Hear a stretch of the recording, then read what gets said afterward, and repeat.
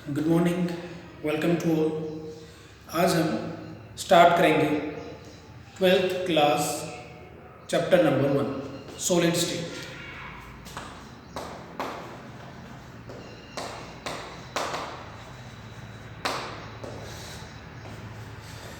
सभी 9th class से पढ़ते हुए आ रहे होंगे ना, मैटर क्या होता है, जिसका स्पेसिफिक मास होता है, कुछ ना कुछ वॉल्यूम होता है, उसको मैटर कहते हैं। 3 तरह का होता है, सॉलिड, लिक्विड, गैस। ठीक है, गैसेस के बारे में हम 11th में पढ़ चुके हैं। ठीक है, लिक्विड्स के बारे में फिजिक्स में पढ़ोगे अच्छे से, और आज हम पढ़ेंगे सॉलिड्स के बारे में। ठीक है, तो सॉलिड्स क्या होते हैं?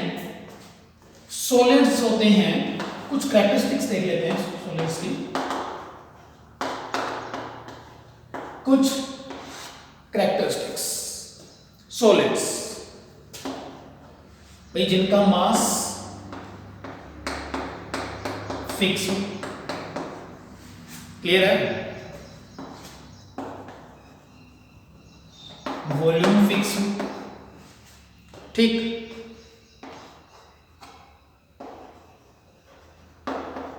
इनकी डेंसिटी जो होगी वो क्या होगी? हाई डेंसिटी होगी।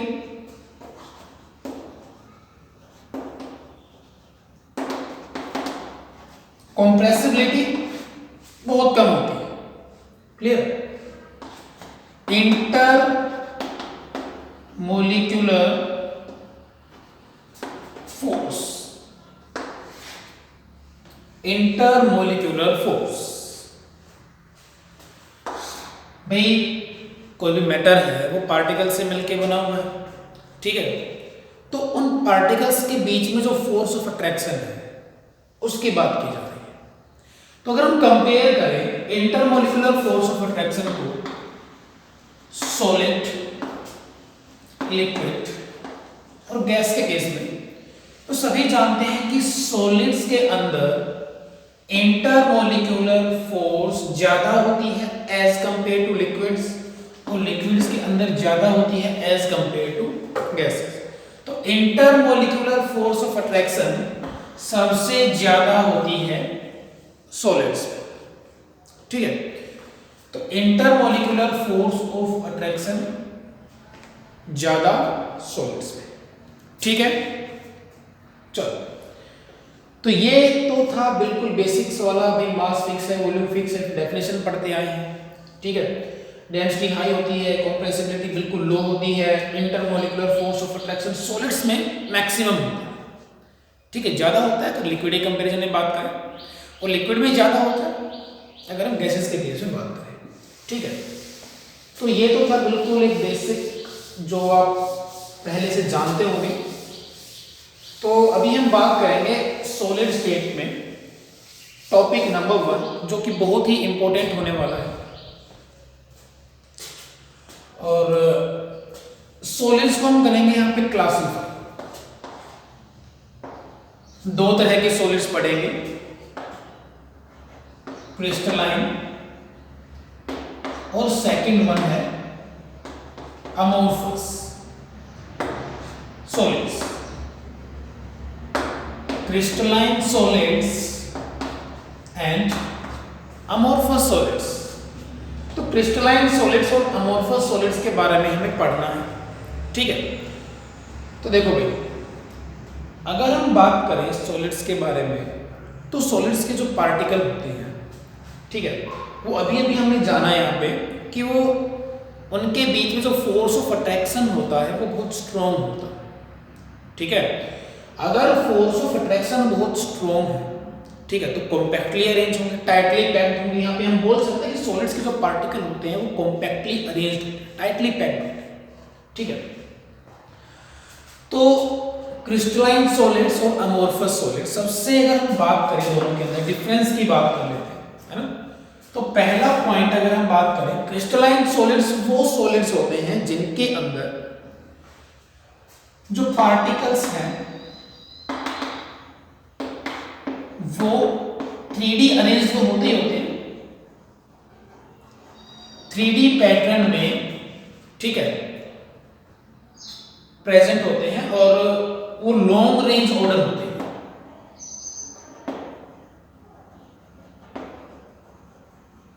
ठीक है, जो क्रिस्टलाइन सॉलिड्स हैं उनके पार्टिकल 3D अरेंजमेंट में प्रेजेंट होते हैं और एक लॉन्ग रेंज ऑर्डर में प्रेजेंट होते हैं। अब ये लॉन्ग रेंज ऑर्डर का मतलब क्या है ना? अगर मान लो कि हम बात करें, ये एक अरेंजमेंट है, ये मेरे पास एक पार्टिकल हो गया भाई, ठीक है, ये मेरे पास अलग अलग हो गए पार्टिकल, ठीक है, एक डिफाइनाइट पैटर्न फॉलो कर रहे हैं। यहाँ पे हो गए सेकंड वाले, ठीक है, यहाँ पे हो गए थर्ड वाले, ठीक। अब यहां होगा क्या कि जो पार्टिकल्स हैं ये, ठीक है,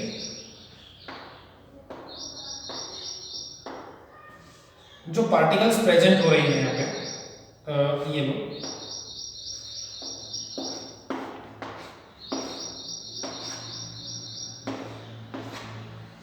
ये क्या हुआ, एक क्यूब बना, क्यूबिक पैटर्न में। अगर मान लो यही आगे फिर आगे फिर आगे फिर आगे यही पैटर्न अगर एक फॉलो हो रहा है, वो भी लॉन्ग रेंज तक, अगर मान लो कि बहुत लंबे समय तक बहुत लंबी चेन में यही पैटर्न फॉलो होता है, ठीक है, तो डिफाइनाइट पैटर्न तो होता ही होता है। डिफाइनाइट पैटर्न भी लिख लेते हैं, पार्टिकल जो 3D अरेंज होते हैं डिफाइनाइट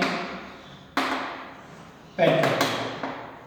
जो पैटर्न होता है वो यहाँ होता है फिक्स, ठीक है। अगर मान लो कि क्यूबिक है, यही प्रेजेंट रहेंगे, ठीक है, सिस्टमेटिक ढंग से अरेंज है पार्टिकल्स। लेकिन अगर अमोर्फस के केस में बात करें तो पार्टिकल्स जो है वो रैंडमली अरेंज्ड होते हैं, मतलब कोई फिक्स, ये कोई एक फिक्स अरेंजमेंट नहीं है, पार्टिकल्स प्रेजेंट है रैंडमली, क्लियर। तो इनको हम कहते हैं अमोर्फस सॉलिड्स। और यहाँ पे अगर हम क्रिस्टलाइन सॉलिड्स की बात करेंगे तो पार्टिकल्स क्या होंगे, लॉन्ग रेंज ऑर्डर होंगे, और इनको हम कहते हैं शॉर्ट रेंज ऑर्डर। क्या कहेंगे इनको, शॉर्ट रेंज ऑर्डर। क्यों कहेंगे शॉर्ट रेंज ऑर्डर? क्योंकि अगर मान लो कि डेफिनेट अगर कोई पैटर्न फॉलो कर रहे हैं तो बहुत ही लॉन्ग रेंज नहीं कहेंगे उसको ना, कि लंबी रेंज में फॉलो करते जा रहे हैं, बार बार वही रिपीट हो रहा है, ऐसा नहीं। बहुत कम यूनिट्स ऐसी होंगी तो उसी पैटर्न को फॉलो कर रही है। हम क्या कहेंगे इसको, अमोर्फस सॉलिड्स कहेंगे।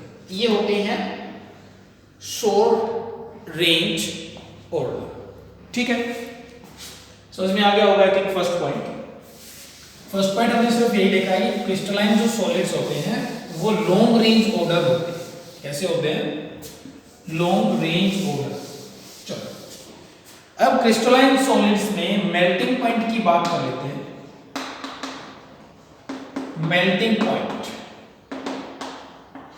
भाई क्रिस्टलाइन सॉलिड्स का जो मेल्टिंग पॉइंट होता है वो क्या होता है, शार्प होता है।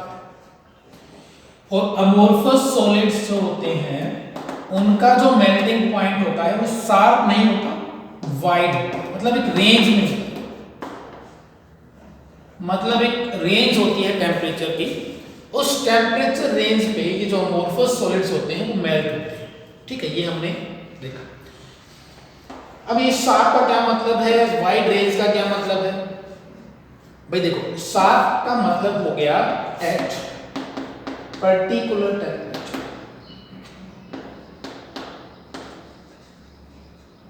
At particular temperature.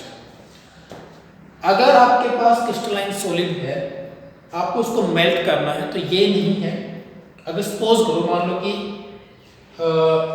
आपने सॉलिड लिया, क्रिस्टलाइन सॉलिड है, उसका मेल्टिंग पॉइंट है 215 डिग्री सेल्सियस, 250 डिग्री सेल्सियस।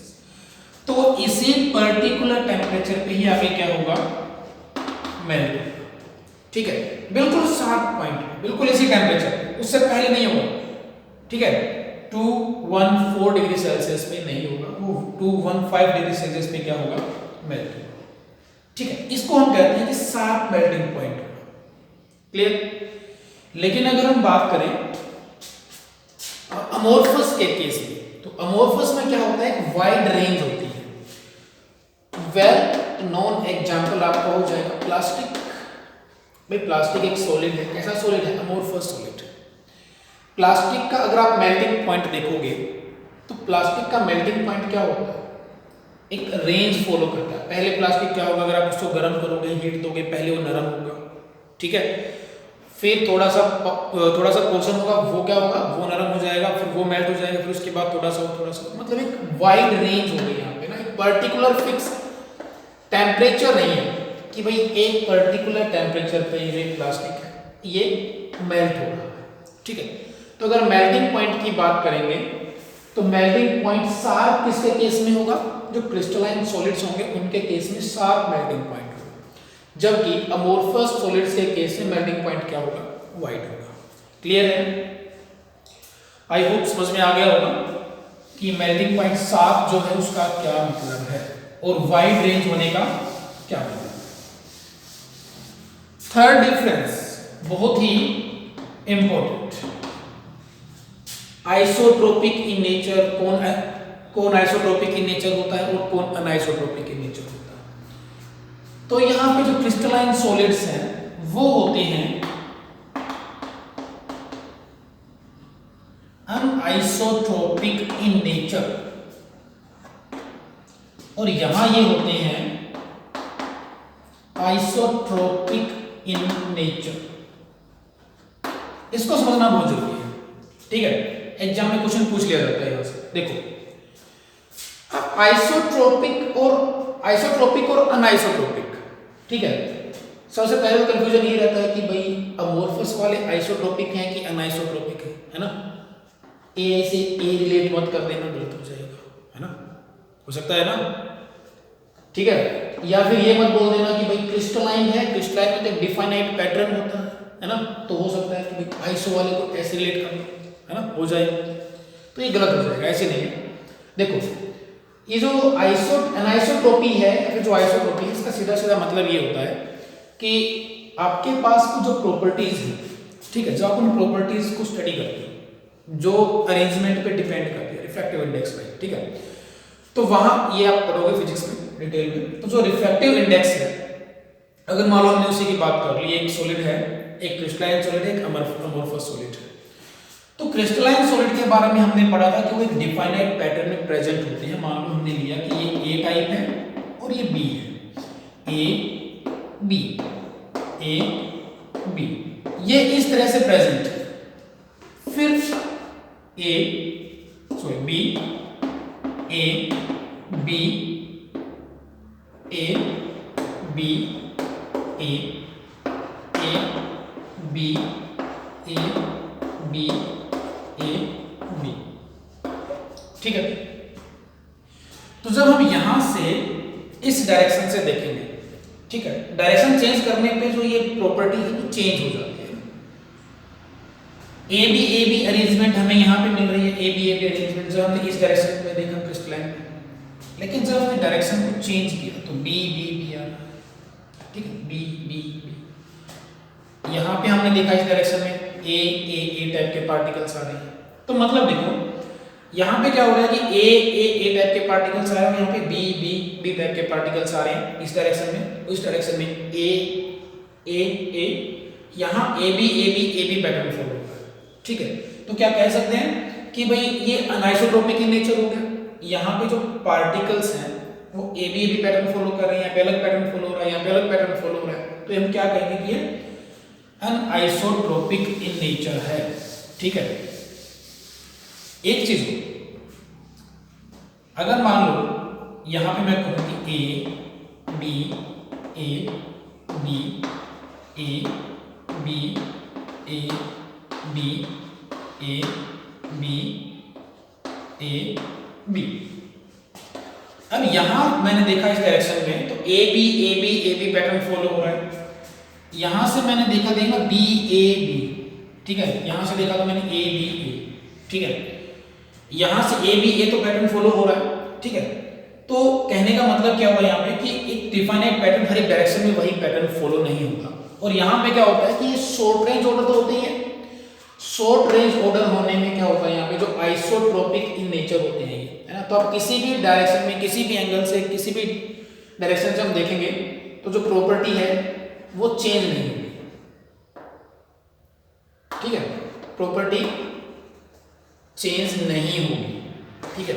एक एग्जांपल के साथ इसको समझने की कोशिश करते हैं, बहुत आसान है, थोड़ा सा विजुलाइज करोगे समझ में आ जाएगा।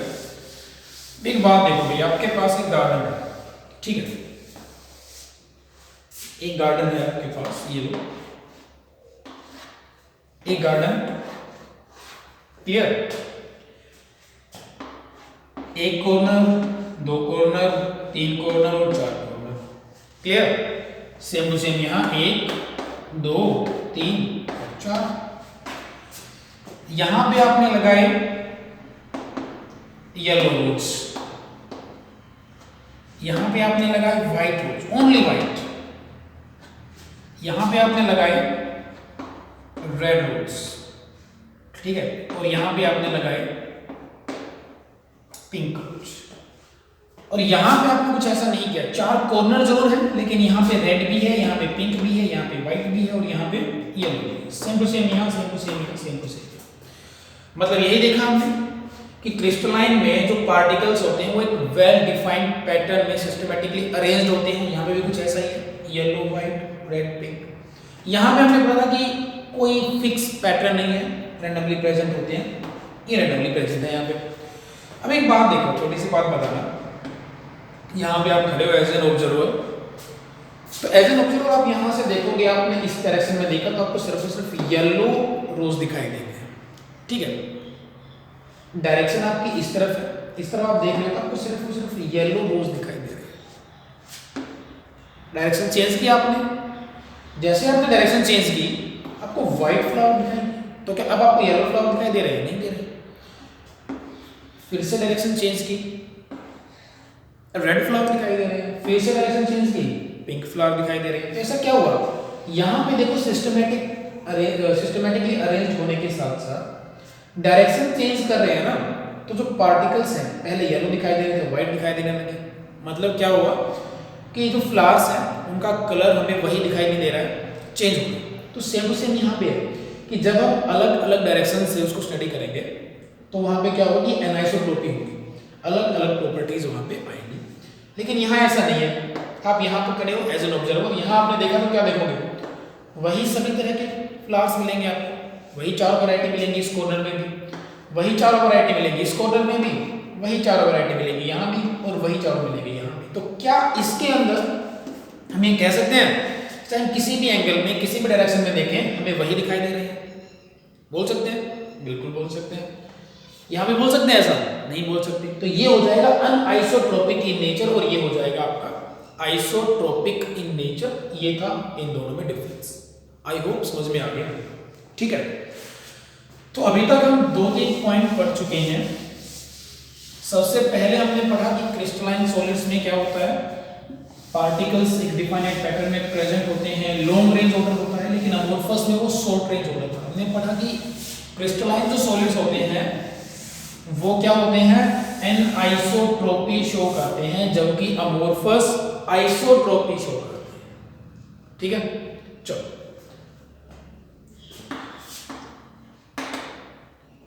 Cut with knife.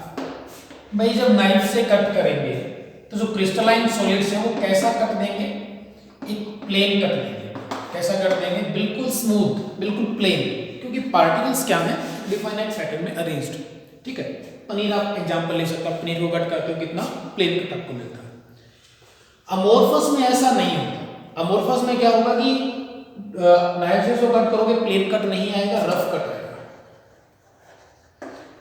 एग्जाम्पल आपके पास टायर, बहुत अच्छा एग्जाम्पल। आप टायर को कट करोगे, कट करने के बाद अगर आप चाकू से उसको काटते हो तो क्या आपको प्लेन कट मिलेगा? बिल्कुल भी नहीं मिलेगा, है ना। कैसा मिलेगा आपको? रफ स्मूथ, रफ सरफेस मिलेगा, ठीक है। और यहाँ पे आपको मिलेगा स्मूथ सरफेस, ठीक है। तो ये कुछ डिफरेंस हुए क्रिस्टलाइन सॉलिड्स में और अमोर्फस सॉलिड्स में, ठीक है। तो अमोर्फस सॉलिड में एक क्वेश्चन और आता है यहां से, ग्लास वाला। ग्लास के बारे में पूछ लेते हैं। ग्लास, भाई ये बताओ ग्लास जो है वो क्रिस्टलाइन सॉलिड है या फिर अमोर्फस सॉलिड है? तो आपको बताएं ग्लास क्या है। अमोर्फस सॉलिड है, या फिर हम इसको कहें कि एक सुपर कूल्ड लिक्विड है। क्या है ये? Super cooled liquid. ठीक है। क्या ग्लास की फ्लो करने की टेंडेंसी होती है? प्रॉपर्टी शो करता है ग्लास फ्लो फ्लूइडिसिटी की। भाई क्या ग्लास के पार्टिकल होते हैं वो फ्लो करते हैं क्या? सभी कहेंगे नहीं, हमने तो नहीं देखा, है ना भाई। पता नहीं कितने साल पहले खिड़कियों में कांच लगवाया था, है ना, ग्लास के शीशे लगवाए थे, आज भी वही है वो तो कोई बह के नहीं गई, है ना। तो आप देखोगे कि जो फ्लो की जो प्रॉपर्टी होती है ना, ये बिल्कुल शो करती है। ठीक है, क्योंकि क्या है, ये एक सुपर कूल्ड लिक्विड है। जो थिकनेस होती है ना, अगर मान लो ये एक ग्लास आपका यहाँ से सबसे, जब आप मार्केट से इसको लेके आते हो तो उस टाइम पे इक्वल थिकनेस होती है इसकी। ठीक है। आफ्टर ए लॉन्ग टाइम क्या होता है, जो नीचे से ये क्या हो जाता है, इसकी थिकनेस इंक्रीज हो जाती है और ऊपर से इसकी थिकनेस हो जाती है डिक्रीज। तो ये प्रूव करता है कि ग्लास के पास फ्लो करने की एबिलिटी होती है। ग्लास के पार्टिकल जो होते हैं वो परफेक्ट सॉलिड या फिर हम कहेंगे ट्रू सॉलिड नहीं होते, ये क्या होते हैं, सुपर कूल्ड लिक्विड होते हैं। ठीक है। तो ये वाला क्वेश्चन पूछ लिया जाता है कि why glass is known as super cooled liquid या फिर सुपर कूल्ड लिक्विड क्या होते हैं। क्लियर है? ठीक है।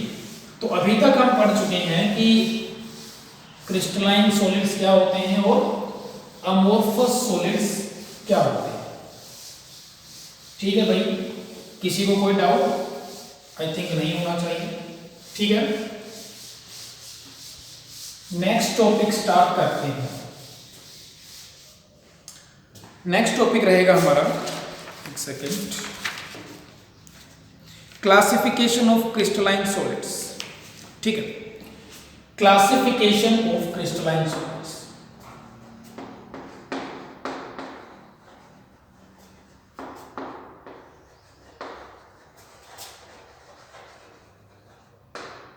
Classification of crystalline solids.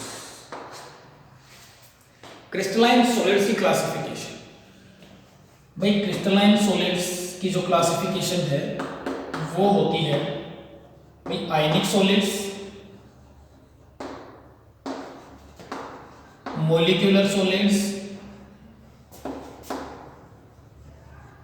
Third one is covalent solids,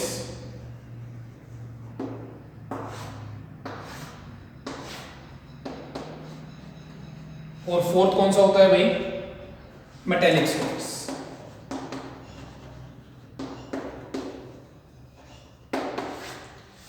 ionic solids, molecular solids, covalent solids और मेटेलिक सॉलिड्स।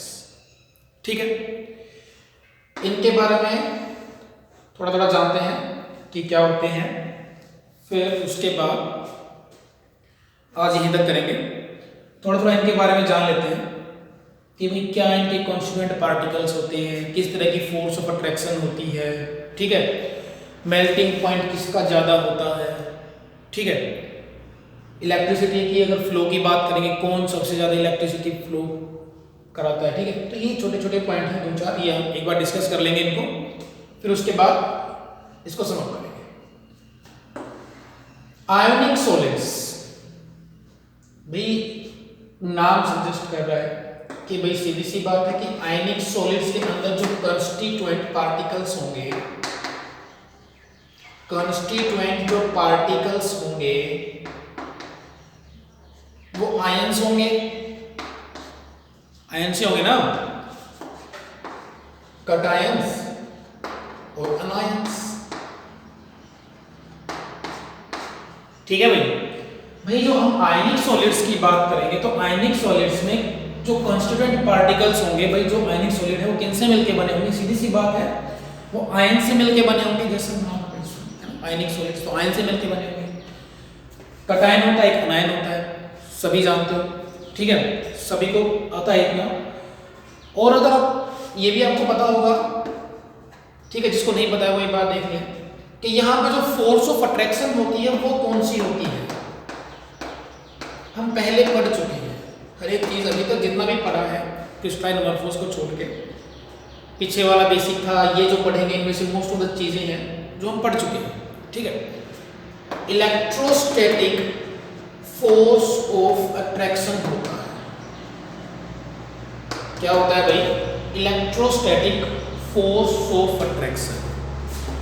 अब ये जो इलेक्ट्रोस्टैटिक फोर्स ऑफ अट्रैक्शन यहाँ पे लिखा है, अब ये क्या होता है? देखो भाई, ये है आपके पास A पॉजिटिव, ये है आपके पास B नेगेटिव। इन दोनों के बीच में जो अट्रैक्टिव फोर्स होगा, आयंस के बीच में जो अट्रैक्टिव फोर्स होगी उसको हम क्या कहते हैं? Electrostatic force of attraction. ठीक है, क्या कहते हैं उसको? Electrostatic force of attraction. भाई बहुत सारे एग्जांपल आप यहाँ पे ले सकते हो। NaCl आप इसका एग्जांपल दे सकते हो। NaCl का जो क्रिस्टल है, Na पॉजिटिव Cl नेगेटिव, एक आयनिक सॉलिड है। ठीक है। ZnS, ठीक है, जिंक पॉजिटिव S2 नेगेटिव, तो बहुत सारे एग्जांपल हैं तो सब दे सकते हो। ठीक है, तो ये आयनिक सॉलिड्स हो गए। तो आयनिक सॉलिड्स में हमने पढ़ा कि कॉन्स्टिट्यूएंट पार्टिकल्स होते हैं भाई आयंस, कटायंस और अनायंस। कटायंस और अनायंस के बीच में होता है इलेक्ट्रोस्टैटिक फोर्स ऑफ अट्रैक्शन, और इलेक्ट्रोस्टैटिक फोर्स ऑफ अट्रैक्शन जो है उसकी वजह से ये टाइटली पैक्ड है। ठीक है, इलेक्ट्रोस्टैटिक फोर्स ऑफ अट्रैक्शन एक स्ट्रॉन्ग फोर्स ऑफ अट्रैक्शन होता है। ठीक है, चलो उसके बाद बात करते हैं मोलिक्यूलर सॉलिड्स।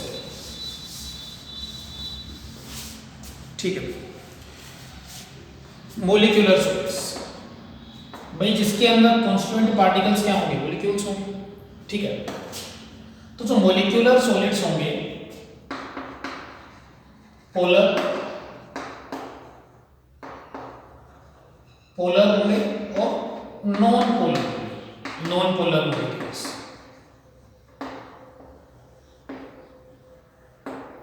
ठीक है, पोलर मॉलिक्यूल्स और नॉन पोलर मॉलिक्यूल्स। तो नॉन पोलर मॉलिक्यूल्स तो वो होंगे जहां पे, जैसे कि हम बात करें इन दोनों के बारे में बात कर ली हमने। ठीक है, एक हाइड्रोजन है और ये दूसरा हाइड्रोजन है। ठीक, इन दोनों में क्या है? ये एक नॉन पोलर है। क्यों? क्योंकि दोनों की जो इलेक्ट्रोनेगेटिविटी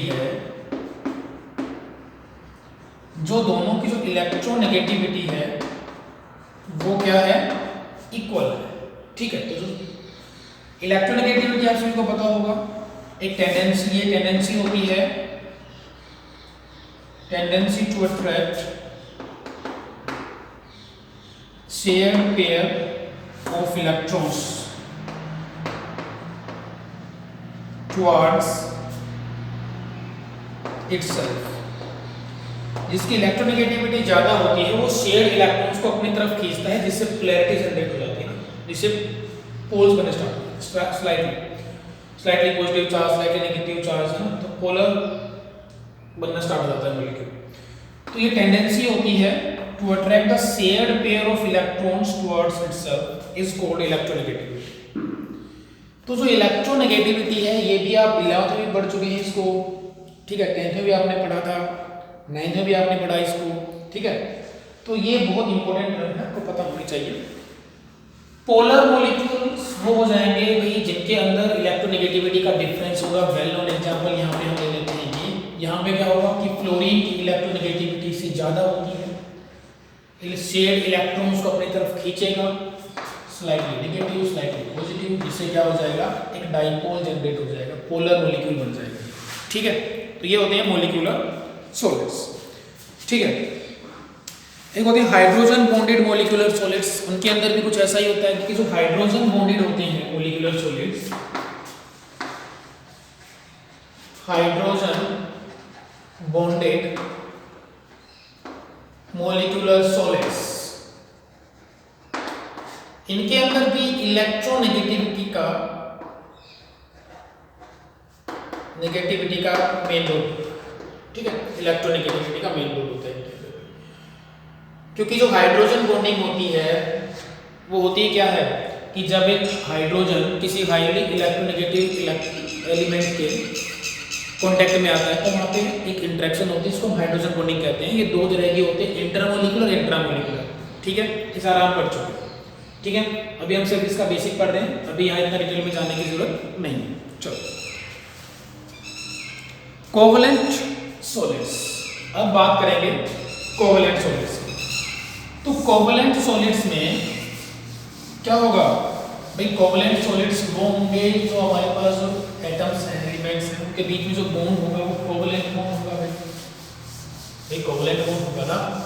ठीक है, अगर हम बात करें कोवलेंट सॉलिड्स की, तो कोवलेंट सॉलिड्स का जो मेन जो एग्जांपल है, बहुत अच्छा एग्जांपल हम यहाँ पे लें, ग्रेफाइट हो गया और डायमंड। ग्रेफाइट और डायमंड ये दोनों के दोनों क्या है, कोवलेंट सॉलिड्स। ठीक है, कार्बन से मिलकर बने होते हैं। यहाँ पे हेक्सागोनल पैक्ड होता है, हेक्सागोनल अरेंजमेंट होती है, और यहाँ पे टेट्राहेड्रल अरेंजमेंट होती है, यहाँ पे हेक्सागोनल अरेंजमेंट होती है। ठीक है, तो ग्रेफाइट और डायमंड, ठीक है, दोनों क्या है, कार्बन के एलोट्रोप है। कार्बन कैसा बॉन्ड बनाता है, कोवलेंट बॉन्ड बनाता है।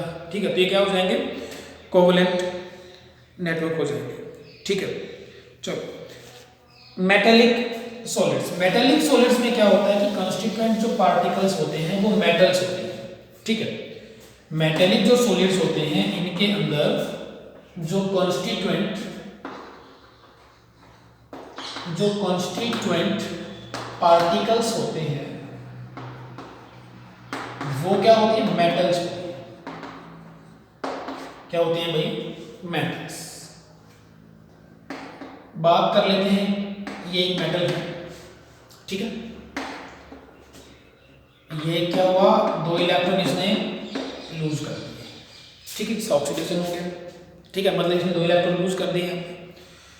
तो जो ये M2 पॉजिटिव है ना, M2 positive, M2 positive, M2 positive, M2 positive, M2 positive, तो ये जो है ना, ये इस तरह से प्रेजेंट रहते हैं क्रिस्टल।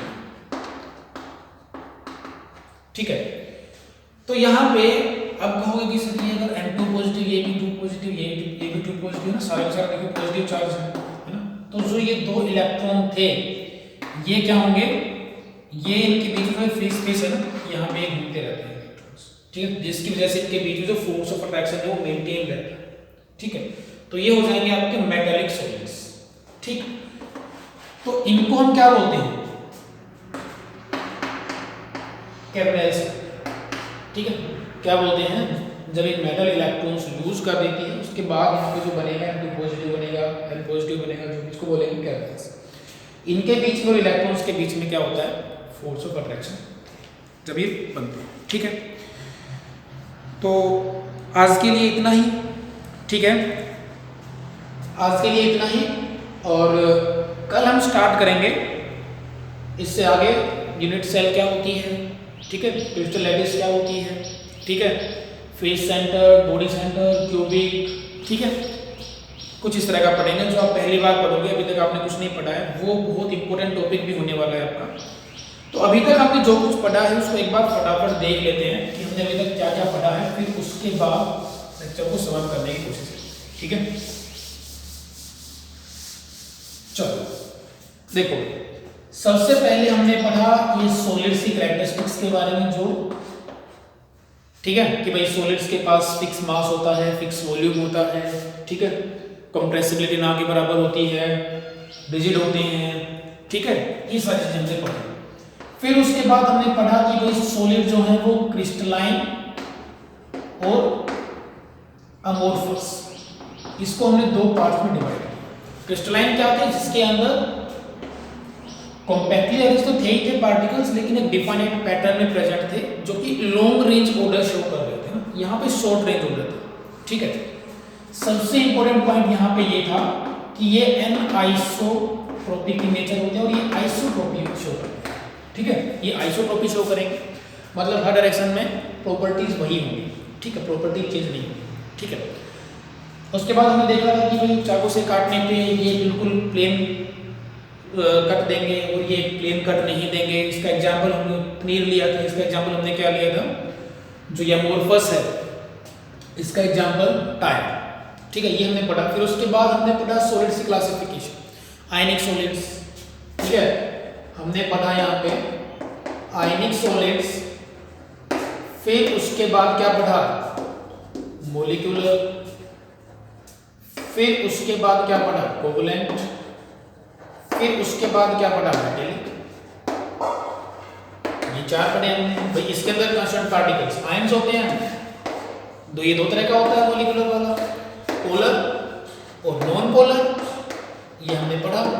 ये जो पोलैरिटी है वो पोलर नॉन पोलर, यहाँ पे इलेक्ट्रोनेगेटिविटी जो होती है उसका भी इंक्लूड होता है। अगर दोनों के दोनों एटम्स हैं, हमने यहाँ पे केस लिया था नॉन पोलर केस में H हाइड्रोजन एटम, दोनों की इलेक्ट्रोनेगेटिविटी सेम है, ठीक है, इसकी वजह से ये क्या हो जाएगा, नॉन पोलर हो जाएगा। HF यहाँ पे फ्लोरीन की इलेक्ट्रोनेगेटिविटी ज्यादा थी तो ये क्या हो जाएगा, पोलर इन नेचर हो जाएगा, ये शेयर्ड इलेक्ट्रॉन्स को अपनी तरफ खींच लेगा। कोवलेंट में हमने पढ़ा था ग्रेफाइट और डायमंड को पढ़ा था, ठीक है। मेटेलिक में हमने पढ़ा था कि भाई कांस्टेंट पार्टिकल्स यहाँ पे होते हैं मेटल्स, ठीक है। तो इतना हमने पढ़ा अभी तक, ये सारा बहुत ईजी है, ठीक है, मुश्किल नहीं है, अगर आप समझ में आ गया होगा वो, और एक बार इसकी रीडिंग जरूर लीजिएगा बुक से। तो ठीक है स्टूडेंट्स, थैंक यू, मिलते हैं नेक्स्ट लेक्चर में।